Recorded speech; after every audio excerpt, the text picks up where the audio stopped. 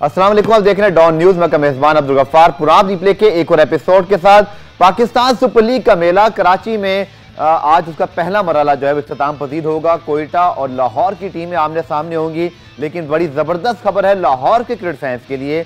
एक तो यह कि आज 3 टीमें उनके शहर में से कुछ देर बाद लैंड कर जाएंगी और उसके बाद 3 टीमें कल जाएंगी चार्टर प्लेन से। लेकिन उससे भी अच्छी खबर यह है, खास तौर पर हमारे नन्हे दोस्तों के लिए, कि 12 साल से कम उम्र बच्चों को भी लाहौर के मैचेस देखने की इजाजत मिल गई है।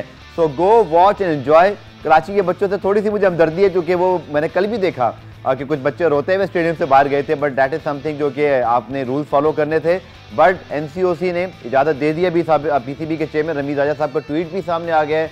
उन्होंने ये बात की कंफर्मेशन कर दी है कि लाहौर के मैचेस के लिए 12 साल से कम उम्र बच्चों को मैचेस देखने की इजाज़त होगी। तादाद भी बढ़ा दी गई है। इस हवाले से मुकम्मल तफसील आपको पुराने में बताएंगे।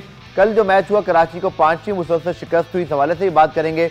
तो जनाब, कराची में पाकिस्तान सुपर लीग के इस पहले मरहले का आज आखिरी मैच है।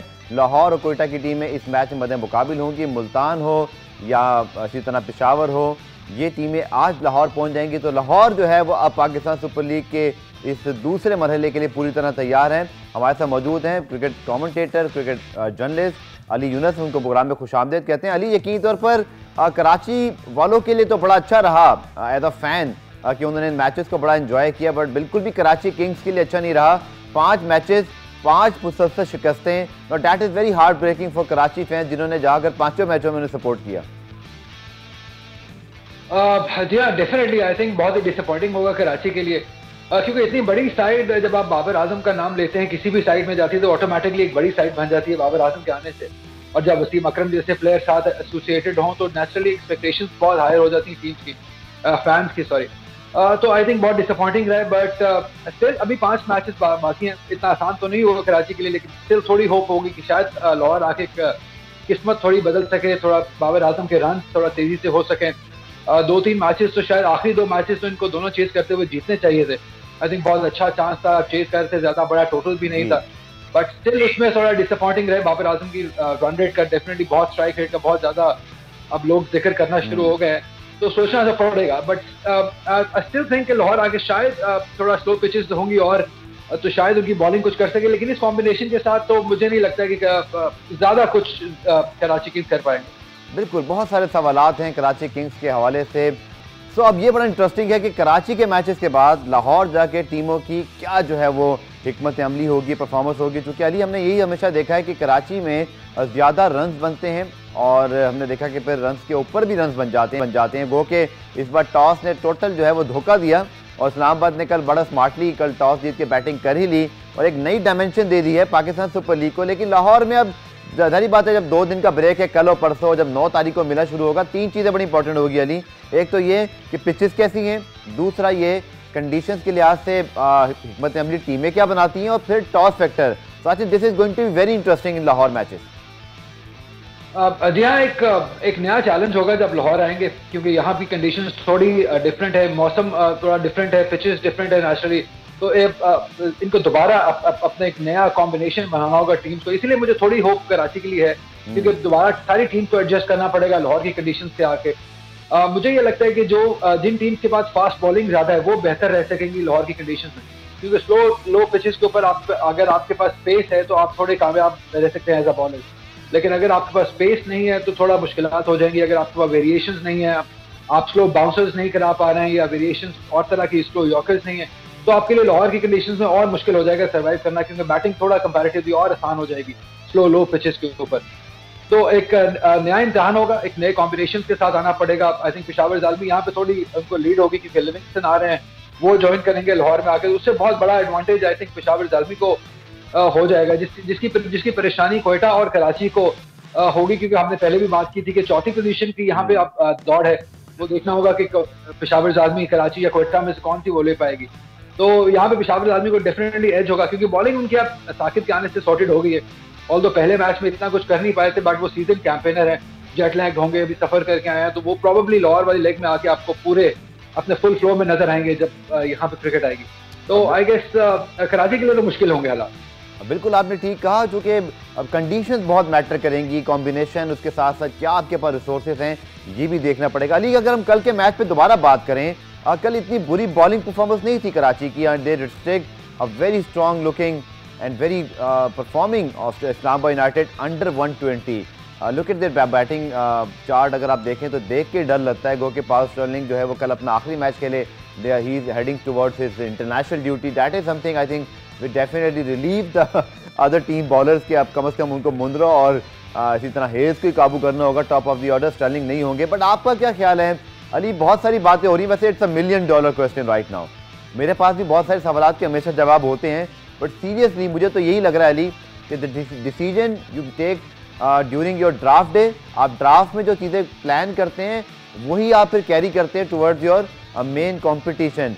मोस्टली पीपल जिनको मैंने देखा है जो क्रिकेट पे बात करते हैं, समझते हैं, दे आर एक्चुअली रेफरिंग कि कराची किंग्स ने क्या अच्छी पिक्स की थी। Ali, your views on this? देखिए, मेरा मानना है कि जब बाबर आजम जैसा बड़ा प्लेयर आपकी टीम में होता है तो ज्यादा मुश्किलात आ जाती हैं। ऑल्दो देखने वाले को लगता है कि शायद आसानी है, बाबर आजम जैसा प्लेयर है, क्योंकि उनके साथ कॉम्बिनेशन खिलाना बहुत मुश्किल हो जाता है। आपको देखना पड़ता है कि कौन प्लेयर उनके साथ सूट करता है। जैसे हमने लास्ट प्रोग्राम में भी बात की थी कि शर्जील खान सूट नहीं कर रहे हैं उनके साथ, समा उनकी केमिस्ट्री आपस में नहीं मिल पा रही है जिस तरीके की एक्सपेक्टेशन हमने बात की थी। एग्जैक्टली, वो बहुत ज्यादा फुकदान है, उनकी आपस में कोऑर्डिनेशन नहीं बन पा रही है, जिसका प्रेशर जो है बाबर आजम के ऊपर डेफिनेटली पड़ रहा है, क्योंकि उनको एक ऐसा पार्टनर चाहिए जो कि फ्रू फ्लड रन करे। जब भी रन सिंगल की जरूरत पड़े वो आंखों का इशारा समझता हो, जैसे रिजवान। मैं तो हमेशा कहता हूँ कि हर बाबर को रिजवान की जरूरत है, तो उसका ऐसे प्लेयर का होना बहुत जरूरी है जो बाबर आजम को मिल नहीं रहा है अपने साथ, जिसका नुकसान कराची किंग्स को अल्टीमेटली हो रहा है।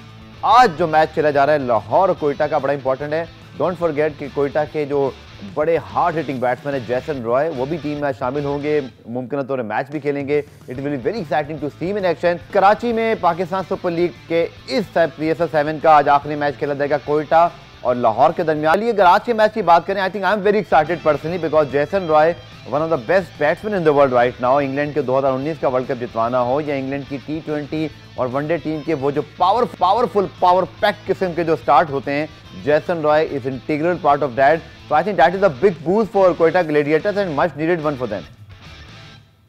I think बिल्कुल आपने सही कहा है कि दुनिया के सबसे बेहतरीन वन ऑफ द बेहतरीन T20 प्लेयर हैं जैसन रॉय, और उनके आने से बहुत ज्यादा कॉन्फिडेंस तो मिलेगा, लेकिन हसनैन के जाने से उतना नुकसान भी हो गया आई थिंक क्वेटा ग्लैडिएटर्स को, क्योंकि जब आपकी पेस पे बहुत ज्यादा रिलाई कर रहे थे क्वेटा ग्लैडिएटर्स वाले, नसीम शाह और हसनैन का बहुत अच्छा एक कॉम्बिनेशन बन गया था जिसमें वो दोनों एक दूसरे को बहुत अच्छे तरीके से कॉम्प्लीमेंट कर रहे थे। तो उनके जाने से नुकसान होगा, क्योंकि बॉलिंग ऑलरेडी उनकी थोड़ा वीकर साइड पे थी। हमने पहले देखा कि विल स्पीड अच्छे रन कर रहे थे, एहसान अली अच्छे रन कर रहे थे, तो बैटिंग उनकी थोड़ा सॉर्टेड थी पहले, लेकिन जो मसला उनका बॉलिंग में है वो वैसे ही रहेगा। उस तरीके से स्पेशलिस्ट स्पिनर भी नहीं है, नवाज ऑल्दो मौजूद है, लेकिन उस तरह के वो क्वालिटी स्पिनर नहीं है जो बाकी टीम्स के पास स्पिनर्स मौजूद है। तो एक्साइटमेंट अपनी जगह उनको देखने की जैसन रॉय की, बट एज अ टीम मुझे अभी भी परेशानी है क्वेटा ग्लैडिएटर्स के लिए। उस तरीके से उनका भी जो एक्सपेक्टेशंस थी उस तरह से कॉम्बिनेशन बन नहीं पाया उनका। आई थिंक शायद इनको लेट मिडिल ऑर्डर के लिए उमर अकमल उनके साथ कैंप में मौजूद है। मुझे अभी तक समझ नहीं है कि वो उनके फिटनेस इश्यूज हैं, वो क्यों नहीं खेल पा रहे हैं, क्योंकि अगर वो साइड में हैं और T20 गेम में तो डेफिनेटली 5वें 6ठे पे उनकी बैटिंग बनती है जब आपका लेट मिडिल ऑर्डर स्ट्रगल कर रहा हो। तो आई थिंक कुछ ऐसा आउट ऑफ द ब्लू करना चाहिए, कोई ऐसा जैसन रॉय के साथ उमर अकमल को भी अगर खिलाया जा सके, जैसे इस्लामाबाद यूनाइटेड का पूरा full power house batting lineup है, आप अगर क्वेटा ग्लैडिएटर्स भी कुछ ऐसा कर लें, एक बहुत ज्यादा हैवी कर लें बैटिंग या बॉलिंग में से, तो शायद कुछ बेहतरी आ सके। लेकिन अली आपने बॉलिंग का बिल्कुल ठीक जिक्र किया, लेकिन कभी कभी आपके पास बहुत सारे ऑप्शंस भी एक दर्द सर बन जाते हैं ना। Look at Quetta top order, Smith, Ehsan Ali inform, wins भी आ गए हैं, अब इसी तरह जैसन रॉय भी आ गए हैं। तो अब तो मुझे लग रहा है कंपटीशन पहले तो यही है, लेकिन नेवरदलेस बहुत ही पावर पैक्ड है। और आपने ठीक बात की, लेकिन मुझे जो पता चला अली, जो आपने भी सवाल उठाया उमर अकमल के हवाले से, शायद मुझे लगता है फिटनेस का ही कोई लेवल हो सकता है, चूँकि कोविड क्लियर है, कोई ऐसा मसला है नहीं, वो ट्रेनिंग भी कर रहे हैं, बट उनकी 11 में जगह नहीं बन रही। तो आप समझते हैं कि वो जो टू मेनी ऑप्शंस हैं, ये अच्छी सूरत हाल है कोयटा के लिए या मुश्किल है? They have to make a decision tonight because Vince, Roy, Smith, Ehsan Ali सभी टॉप ऑर्डर में खेल रहे होते हैं। मसला तो होगा, डेफिनेटली इनको चूज तो करना होगा, और बड़ी अनफॉर्चुनेट बात होगी अगर ये एहसान अली को ड्रॉप कर दें, क्योंकि जैसन रॉय आते हैं तो टॉप ऑफ द ऑर्डर एहसान अली को शायद कुर्बानी देनी पड़ेगी। बड़ी अनफॉर्चुनेट बात है, क्योंककि बहुत रन करते हुए आ रहे हैं एहसान अली, बहुत ज्यादा अच्छी फॉर्म में। डोमेस्टिक में भी हमने देखा उन्होंने 300 रन की बड़ी इनिंग खेली, 195 रन की भी शायद उन्होंने एक बड़ी इनिंग खेली थी। तो वो बहुत अच्छे फॉर्म में, और पाकिस्तानी टैलेंट हम वैसे ही एज बैटर्स को ढूंढते हैं पाकिस्तान सुपर लीग के अंदर, और अगर हमारा एक यंगस्टर इस तरह परफॉर्म कर रहा है और अगर आप उसको बिठा देंगे एक प्राइम फॉर्म में, तो बड़ी शायद जाती हो जाएगी एहसान अली के साथ। तो मैं नहीं चाहूंगा कि जेसन रॉय आए और एहसान अली की जगह पे खेले। एहसान अली को अपनी जगह रखनी चाहिए। अगर वो एडजस्ट कर पाते हैं, उमर अकमल 5वें 6ठे पे आ जाते हैं, तो मुझे लगता है कि इनको शायद इस्लामाबाद यूनाइटेड वाली स्ट्रेटेजी आजमा लेनी चाहिए यहाँ पे कि पूरा पावर हाउस बैटिंग में आप बना लें, ताकि एक साइड तो आपकी पूरी सॉर्टेड हो जाए कि आपकी बैटिंग तो अगर आपको चेज करने का मौका मिलता है तो आपकी इतनी बैटिंग हो कि आप कोई भी स्कोर चेज कर सकते हैं। एहसान अली के मुतालिक ये जरूर मेंशन करना चाहिए अली हमें, आपने जो डोमेस्टिक बहुत कीनली फॉलो करते हैं, आप कमेंट्री भी कर रहे होते हैं, कि इन्होंने डोमेस्टिक में भी ट्रिपल सेंचुरी बनाई, फर्स्ट क्लास में भी बहुत अच्छी परफॉर्मेंस देते हुए आ रहे हैं ये और Sahibzada Farhan. I think stand out performance for that reason कि किसी भी फॉर्मेट के अंदर ये बड़े प्लेयर्स हैं। ये बहुत बड़ी बात है कि आप डोमेस्टिक लेवल पे तीनों फॉर्मेट में बहुत अच्छा कर रहे हैं, और एहसान अली को इसका बड़ा क्रेडिट जाता है, क्योंकि मुझे उनकी KPL वाली भी एक बड़ी ज़बरदस्त सेंचुरी याद आ रही है। और अब अगर आप देखें कोयटा ग्लेडियर्स के लिए, जैसा आपने कहा, सबसे अच्छी चीज़ है जो एहसान अली की हमने देखी अभी तक भी PSL में, हिटिंग तो कर लेते हैं बट कितना ज़बरदस्त खेलते हैं कवर के ऊपर, चाहे वो बैकफुट पंचेस हों, ड्राइव्स हों, ये लुक्स अ क्लास प्लेयर। बहुत लेजी एलिगेंस में उन्हें कहता हूँ, बहुत उनको देख के वीरेंद्र सहवाग की याद आती है, जिस तरह का उनका स्ट्रक्चर है, जिस तरह की वो शॉट्स खेलते हैं, स्टैंड एंड डिलीवर करते हैं, वो ज्यादा हैंड आई कोऑर्डिनेशन पे बहुत ज्यादा रिलाई करते हैं और बहुत जोरदार शॉट मारते हैं। और ऐसा नहीं है कि सिर्फ छक्कों पे रिलाई करते हैं, चौके बहुत शानदार तरीके से मारते हैं, गैप्स बहुत अच्छे तरीके से तलाश करते हैं। तो एक प्रॉपर बैट्समैन, मैं उन्हें हिटर नहीं कहूंगा, एक प्रॉपर बैट्समैन कहूंगा जो तेज खेलना पसंद करता है। तो ये बहुत अनफॉर्चुनेट होगा कि अगर एहसान अली को बिठाया जाता है जेसन रॉय की वजह से। मैं चाहूंगा कि जैसे साहबजादा फरहान का जिक्र किया, अब्दुल्ला शफीक एक ऐसे और प्लेयर हैं जो उभर के सामने आ रहे हैं, ये तो 2-3 लोकल बैटर्स हैं जिनको पूरा मौका मिलना चाहिए, जिनको पूरा ग्रूम होने का मौका मिलना चाहिए, और PSL से बेहतर अपॉर्चुनिटी को इनके लिए हो नहीं सकती। आप कोयटा की बॉलिंग पे भी आप दोबारा आखिर में बात कर लेते हैं। सोहेल तनवीर मौजूद हैं, नसीम शाह भी मौजूद हैं, इसी तरह उनके पास नवाज मौजूद हैं और दीगर ऑप्शंस भी हैं। और क्लियरली लगता है अली ऐसा कि एक इंटरनेशनल रिनाउंड किसी बॉलर की कमी दिखाई देती है, जैसे साकिब महमूद आ गए हैं या वहाँ पर राशिद खान है। इस्लामाबाद के पास भी थोड़ा सा बॉलिंग में भी यही चीज़ दिखाई देती है कि उनके पास भी ज़्यादातर पाकिस्तानी बॉलर्स हैं, और शुक्र है कि कल हसन अली की फॉर्म आई तो उनसे उनको बूस्ट मिला होगा। बट कोयटा की ओवरऑल बॉलिंग में आप समझते हैं क्या वो अब क्या बेहतर कर सकते हैं? बैटिंग तो उनकी बहुत स्ट्रांग हो जाएगी। आई थिंक उनकी बैटिंग को देखते हुए उनकी बॉलिंग अगर सिर्फ डिसेंट परफॉर्मेंस भी दे, I think my opinion Quetta can make a strong comeback in this PSL।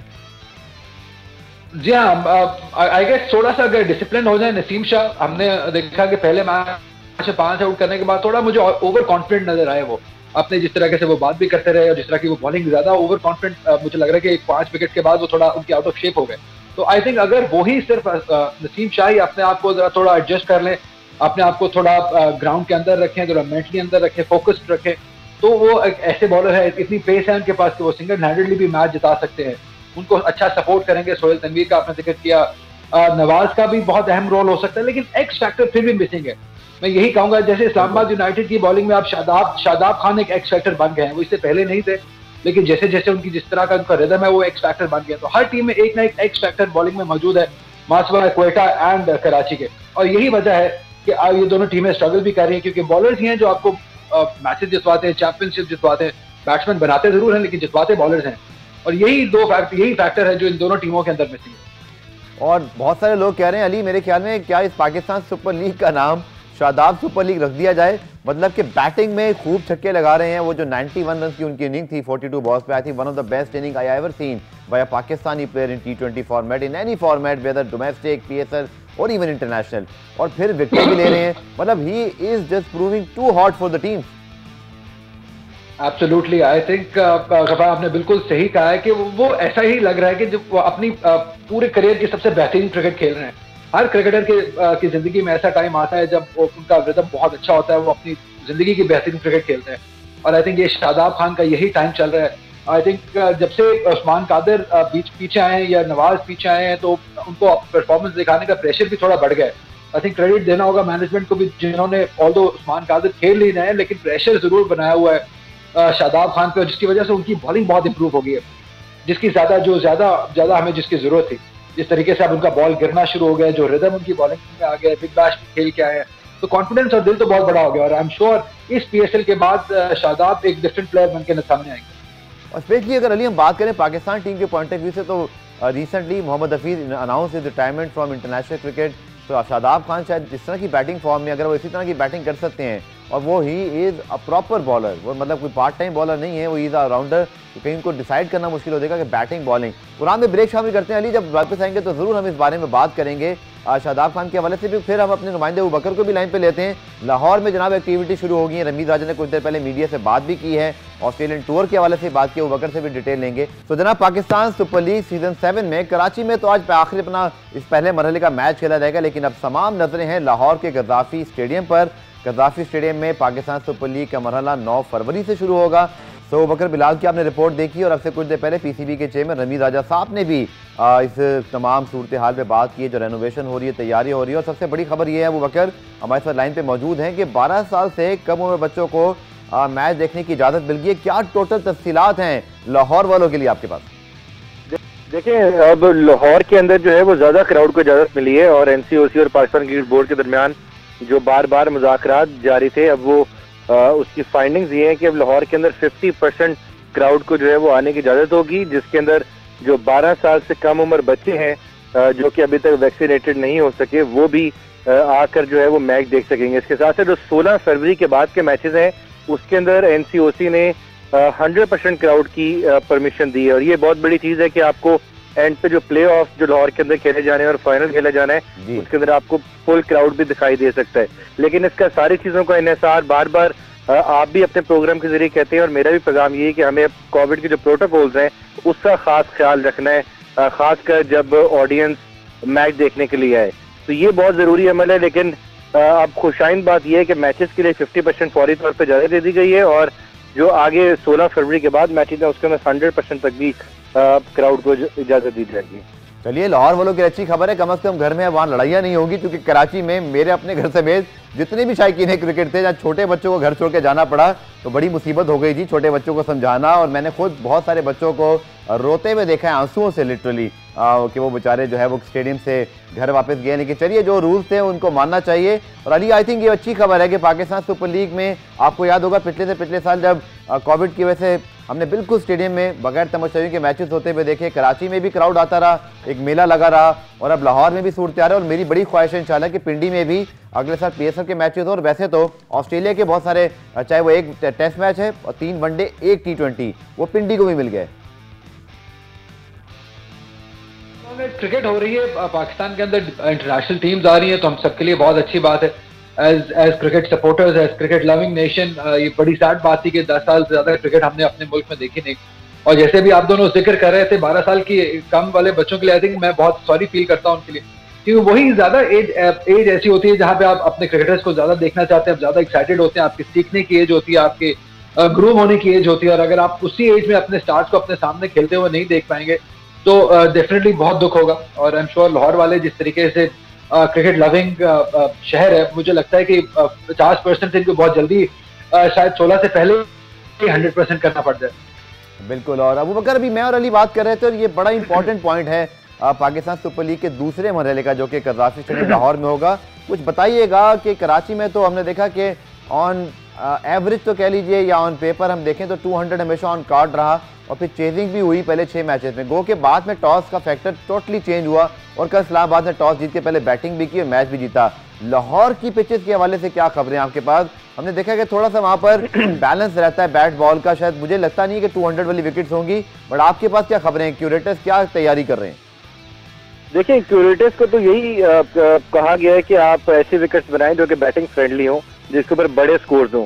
लेकिन यहाँ पर अगर देखा जाए तो लाहौर के अंदर, क्योंकि मुझे कराची के अंदर आखिरी 5-6 मैचेस के अंदर ड्यू फैक्टर बहुत कम दिखाई दे रहा था, लेकिन लाहौर के अंदर अब भी जैसे ही शाम ढलती है तो आपको ड्यू फैक्टर दिखाई देता है। लाहौर का वेदर भी थोड़ा ठंड है इस वक्त लाहौर के अंदर, और ड्यू फैक्टर बहुत ज्यादा काउंट करेगा। मुझे तो खदशा है कि दोबारा कहीं वो सिलसिला न शुरू हो जाए कि जो टीम टॉस जीतेगी वो मैच जीतेगी, क्योंकि दूसरी बारी में, क्योंकि रात के मैचेस के अंदर सेकंड बॉलिंग करना काफी मुश्किल हो सकता है कि अगर आपने पहले बैटिंग करनी है तो 180-200 के करीब आपको स्कोर करना ही पड़ेगा लाहौर के अंदर, क्योंकि ड्यू फैक्टर इतना ज्यादा है कि आखिरी ओवर्स करवाना बॉलर्स के लिए बड़ा मुश्किल होने वाला है। लेकिन अब देखते हैं जैसे जैसे मेला सजता है यहाँ पर तो चीजें वाज़ेह होंगी कि कितना स्कोर टीमें करती हैं यहाँ पर।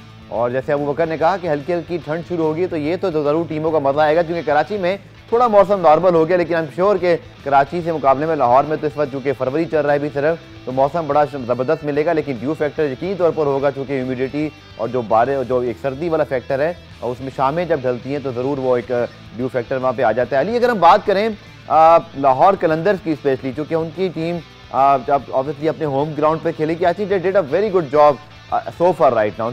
उन्होंने जो मैच जीता इस्लामाबाद से, one of the match of the PSL 7, और आज बहुत जरूरी होगा उनके लिए कि बड़े हाई नोट पे फिनिश करें, बिकॉज क्राउड फैक्टर वो भी 50% आपके बैक पे खड़ा हो, that is a huge plus for Lahore Qalandars in Lahore matches. जी हाँ, definitely I think Lahore Qalandar को एज तो होगा क्राउड का, क्योंकि पूरी और सारे मुझे तो लगता है पूरा पाकिस्तान ही चाहता है कि एक दफा तो एटलीस्ट अब लाहौर कलंदर ये PSL जीत ही जाए, क्योंकि इतनी बड़ी फ्रेंचाइज है, इतनी फेमस फ्रेंचाइज है, इतनी हाई पे इस फ्रेंचाइज की, और अभी तक PSL ना जीतें तो थोड़ी ज्यादा इनके साथ लगती है। और अगर ये इनका बेहतरीन मौका है, अगर आप इस दफा नहीं जीतेंगे तो फिर पता नहीं कब जीतेंगे, क्योंकि ये बेस्ट मौका है, क्योंकि आपके फखर जमान अब्दुल्ला शफीक बहुत सेटल्ड है ओपनर, आपकी बॉलिंग तो हमेशा से ही बेहतरीन रही है, लेकिन इस बार बैटिंग थोड़ा बैलेंस नजर आ रही है, हमें थोड़ा परफॉर्म करते हुए नजर आ रहे हैं। फखर जमान शानदार फॉर्म में है, Abdullah Shafique I think inclusion जो है वो पिक ऑफ द टूर्नामेंट अगर मैं कहूँ तो वो लाहौर कलंदर्स के लिए अब्दुल्ला शफीक रहे हैं, जिस तरीके से वो परफॉर्म कर रहे हैं। हफीज भाई का थोड़ा ड्यू है रन, और आई एम प्रीटी होपफुल कि जब लाहौर आएगी क्रिकेट तो हफीज भाई के बल्ले से भी रन आना शुरू हो जाएंगे। थोड़ा लेट मिडल ऑर्डर में थोड़ा मसला जरूर है, लेकिन वो राशिद खान जिस तरीके से परफॉर्म कर रहे हैं तो उनको 5वें छठे पे भी खिलाया जा सकता है, जिस तरीके की क्लीन हिटिंग वो कर रहे हैं। तो आई गेस लाहौर कलंदर्स जो है वो सॉर्टेड है। मैं बहुत हैरान हूंगा कि इस बार PSL अगर लाहौर कलंदर्स ना जीते, जिस तरीके की इनकी बॉलिंग लाइनअप। चलिए देखते हैं, अली को तो बड़ी उम्मीद है लाहौर कलंदर्स से, लेकिन लाहौर कलंदर्स खुद उम्मीदों पे कितना पूरा उतरते हैं ये भी देखना पड़ेगा। जब उम्मीदें बढ़ जाती हैं उनसे तो फिर थोड़ा वो कर देते हैं, लेकिन इस बार वाकई बहुत अच्छी टीम लग रही है। अली यूनुस हमारे साथ मौजूद है। अली, हमने काफ़ी बात कर ली लाहौर कलंदर्स के हवाले से, लेकिन अगर हम दोबारा से इस मैच की आज बात करें, आपको क्या लगता है टॉस फैक्टर? हमने देखा कि कल इस्लामाबाद ने एक चेंज किया और वो तो ऑब्वियसली फ्रूटफुल भी रहा, दे वन द मैच, ये एक मोटिवेशन भी रहेगी अगली टीमों के लिए। आपको क्या ख्याल है? टॉस फैक्टर मुझे लगता है कि अब थोड़ा कंफ्यूजिंग हो गया कैप्टन के लिए कि उनको अब तीनों ऑप्शन तो मौजूद हैं, बट करें क्या? I think as far as Quetta is concern उनके लिए थोड़ा सिंपल है, क्योंकि उनकी बैटिंग हैवी है, तो शायद वो चेज करने को प्रेफर करेंगे, क्योंकि जेसन रॉय जैसे अब टीम में वापस आ गए हैं, जेम्स विंस हैं, और अभी उनकी अगर प्लेइंग 11 में वो एक एक्स्ट्रा बैटर खिलाते हैं, तो शायद उनके लिए एक डिसीजन आसान है कि win the toss, ball first, और अपनी बैटिंग को चांस दें कि वो स्कोर जो है वो चेज कर सकें, क्योंकि पहले बैटिंग करने से तो ज्यादा फायदा उनको होगा नहीं, क्योंकि बॉलिंग उस तरीके से परफॉर्म कर नहीं रही है। बट जो होप है कि वो एक्स्ट्रा बैटर की है, जेसन रॉय के आने के बाद जेम्स विंस, सरफराज खुद बहुत अंडर प्रेशर है, उनका रन करना बहुत जरूरी है कोटा के लिए, क्योंकि कैप्टन जब रन करता है, परफॉर्म करता है, तो वो डेफिनेटली बाकी टीम में कॉन्फिडेंस डेफिनेटली डिफरेंट हो जाता है। तो मेरे मुताबिक if I was the Quetta captain, मैं तो टॉस जीत के पहले बॉलिंग करूंगा, और अपनी जो स्ट्रेंथ है बैटिंग की, क्योंकि वो इस वक्त एक गेम बहुत इंपॉर्टेंट है, आपको हर मैच जीतना है। अब आपके पास वो ट्रायल वाला टाइम खत्म हो गया, अब आपको मैचेस जीतने हैं यहाँ से ऑनवर्ड्स, क्योंकि बाकी 3 टीमें बहुत आगे चली गई हैं। तो अगर आपको पेशावर ज़ालमी का मुकाबला करना है तो सारे मैचेस जीतने हैं, वो आपकी जो बेस्ट स्ट्रेंथ है आपको उसी के ऊपर खेलना पड़ेगा, वो है आपकी बैटिंग। इसलिए आप पहले टॉस जीतिए, बॉलिंग कीजिए और रन को चेज डाउन कीजिए। कोटा के लिए तो मेरे पास यही मशवरा है। बिल्कुल आपने ठीक कहा, क्योंकि 4 मैचेस में से सिर्फ 1 जीते हैं, 3 हारे हैं, 2 पॉइंट्स हैं।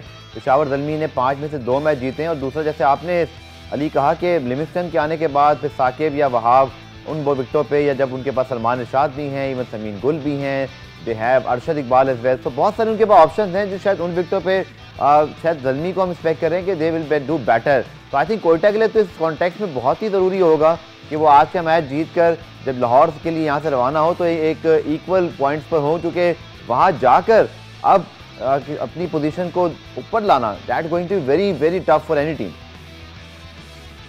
एब्सोल्युटली, आई थिंक सबसे मुश्किल यहाँ पे कोयटा के लिए, क्योंकि कराची तो चले हम समझ सकते हैं कि शायद इतनी होपफुल नहीं होंगे, बट कोयटा और पेशावर ज़ल्मी के दरमियान अगर हम बात करें, और पेपर तो टीम मुझे जो बैलेंस सबसे अच्छा लगता है वो पेशावर ज़ल्मी का ही लगता है, लेकिन उस तरीके से परफॉर्मेंस उनकी हम देख नहीं पाए हैं। कैप्टन वहाब रियाज भी थोड़ा बॉलिंग में स्ट्रगल कर रहे हैं, अपनी कैप्टनसी में भी थोड़ा स्ट्रगल कर रहे हैं। तो आई एम होपफुल कि लिविंगस्टन के आने के बाद एक ऑलराउंडर की कमी उनकी पूरी हो जाएगी, और सिर्फ ना सिर्फ वो सिर्फ ऑलराउंडर नहीं है, बहुत इंपैक्टफुल क्रिकेटर है। जिस तरीके से उन्होंने पाकिस्तान के खिलाफ परफॉर्मेंस दी थी इंग्लैंड सीरीज में, आई थिंक उसके बाद तो कोई शक रह नहीं जाना चाहिए कि वो T20 में कैसा खेल सकते हैं, बहुत लंबे छक्के मारते हैं। तो उनके आने से बहुत फर्क पड़ेगा, स्लो पिचेस पे शायद वो अच्छा परफॉर्म भी करें। तो इसलिए ज्यादा मुश्किल हो गया कोयटा के लिए कि हर मैच जीतना है, अच्छे मार्जिन से जीतना है, रन रेट का भी ख्याल रखना है। और अपने आप को बेस्ट चांस देना चाहिए उनको बाद में बैटिंग करके कि आप तेज रन करके जल्दी रन भी चेस कर सकें।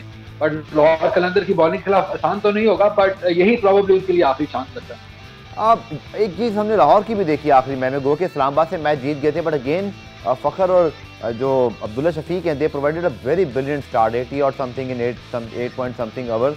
लेकिन हमने देखा कि थोड़ा सा मिडल ऑर्डर वहाँ पर उनका क्लैप्स हुआ, और ये एक थोड़ा सा इशू है लाहौर का ओवर द ईयर्स के मिडल ऑर्डर जो है ना उनका, स्पेशली मुझे बड़ी हैरानगी है। और आई थिंक लाहौर को बड़ा दुख भी होगा कि टिम डेविड जैसा प्लेयर जो उन्होंने ढूंढ कर लाए थे, मुल्तान सुल्तान ने वाइल्ड कार्ड एंट्री से जो है वो हासिल कर लिया, वरना टिम डेविड सोचिए अगर लाहौर कलंदर्स की टीम में होते तो क्या बूस्ट होता है। थोड़ा सा मिडल ऑर्डर का कंसर्न। अब गो के डेविड वीसा बहुत नीचे आते हैं and he has the capability to turn around the match, but I think Lahore को अपने मिडल ऑर्डर पे काम भी करना होगा, रिस्पेक्ट भी कर रहे होंगे कि वो आज थोड़ा बेहतर परफॉर्म करें। अब जी I think it's about time कि मोहम्मद हफीज भाई जो है वो रन करना शुरू करें। अभी तक हमने देखा नहीं है कि उनको उस तरीके से इम्पैक्ट डालते हुए। अभी तक यूजुअली हम देख रहे हैं फखर और अब्दुल्ला शफीक इतना अच्छा आगाज दे देते हैं कि उनकी जरूरत उतनी नहीं पड़ रही है।